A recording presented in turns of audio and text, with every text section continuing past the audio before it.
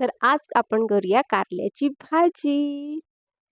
तर hello friends, चला करूया रेसिपीला सुरुवात.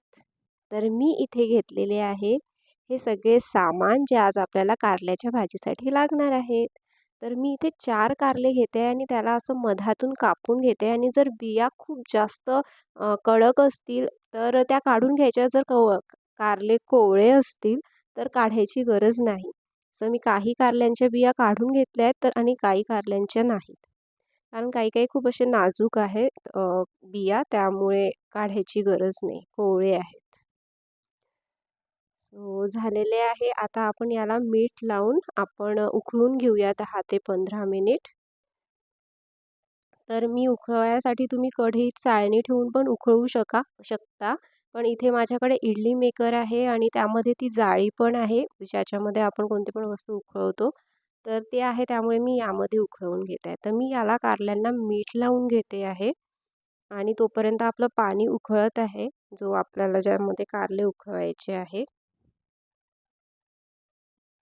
सगळ्या कारल्यांना मी मीठ लावून घेतलेलं आहे आणि ही अशी प्लेट असते ज्यावर तुम्ही हे कारले ठेवायचे आणि 10 ते 15 मिनटं छान त्याला उकळून घ्यायचे मीडियम आचेवर. मी इथे असं मुठ्ठीभर शेंगदाणे पहिले भाजून घेते आहे आणि त्यानंतर मग थोडंसं यामध्ये तेल टाकून घेऊया आणि मग आपले सगळे खडे मसाले, म्हणजे जे मसाल्याचे सामान आहे, जसं काश्मीरी मिर्च मी टाकली आहे 3, थोडंसं खोबरं, थोडंसं अद्रक, लसूण आणि कोथिंबीर टाकून त्याला छान भाजून घ्यायचं आपण.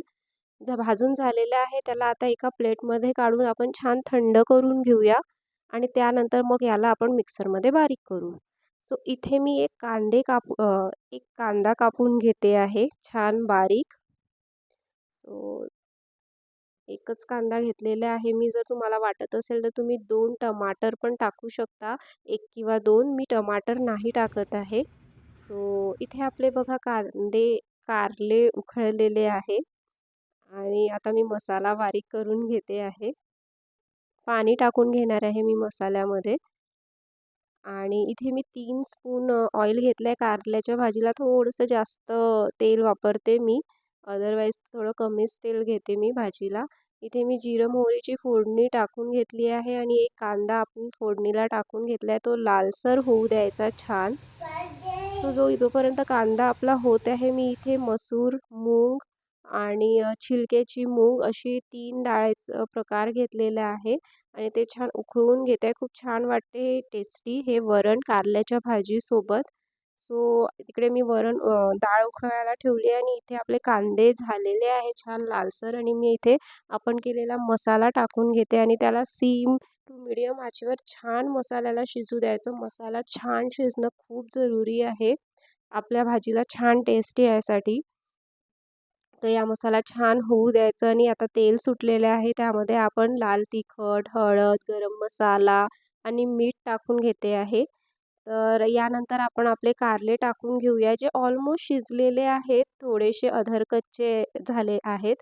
सो आता याला आपण छान मसाल्यामध्ये होऊ देऊयात. थोडंसं पाणी टाकून घ्यायचं आणि त्याला छान मग मीडियम टू सिम आचेवर छान शिजू द्यायचं. सो बघा आपली भाजी ऑलमोस्ट झालेली आहे. आता यामध्ये मी टाकून घेते आहे सोफ पावडर. मी टाकणं विसरलेली. मला या कारल्याच्या भाजीमध्ये सोफ पावडर खूप आवडते. त्यानंतर एक गुळाचा तुकडा टाकून घेते आहे मी आणि चिंचेचं पाणी, जे मी अगोदरच भिजू ठेवलेली होती चिंच अर्ध्या तासापूर्वी, ते चिंचेचं पाणी टाकून घेते आहे. आणि बघा आपल्या भाजीला किती छान तेल सुटलेलं आहे. आपली भाजी रेडी आहे. सो 2 मिनटं त्याला आपण झाकून ठेवून देऊयात आणि मग आपण काढून घेऊया. सो आपलं वरण दुसरीकडे जे शिजलेलं आहे त्याला आपण छान तडका देऊन देऊया.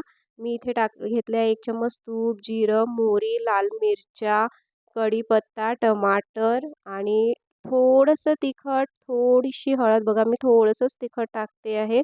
थोडीशी हळद आणि मीठ आणि कसुरी मेथी टाकून घ्यायची. कसुरी मेथी खूप इम्पॉर्टंट आहे छान टेस्ट यासाठी.